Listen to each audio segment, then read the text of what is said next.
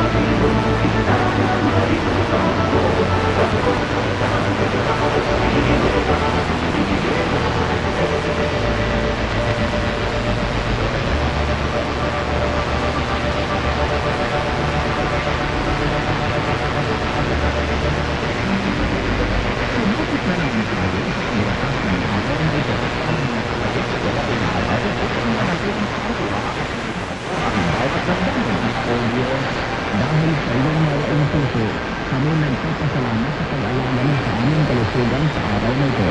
Patawarin mo po kami sa aming pagkakamali at sa aming di pagbibigayan. Buksan mo po ang aming puso para sa kapatawaran at pagmamahalan.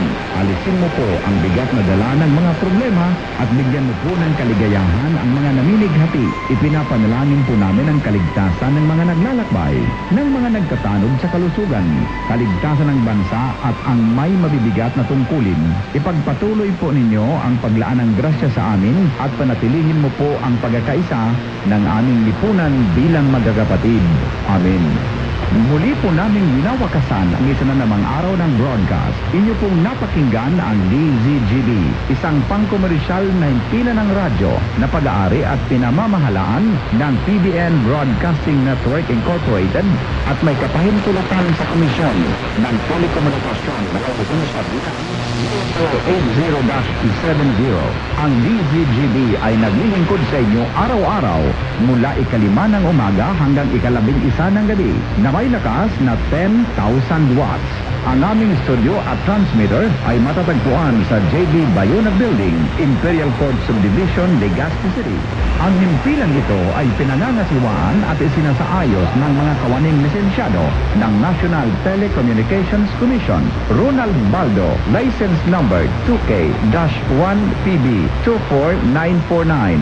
Ramer Tanay, license number 93-1PV-6853. Arcadio Napolis Jr., license number 96-1PB1816A. Nemesio Flora, license number 99-1PB23881. At Electronics Communication Engineer Garnet Barilag, license number 0000036. Mga kababayan, ang pambansang awit ng Pilipinas.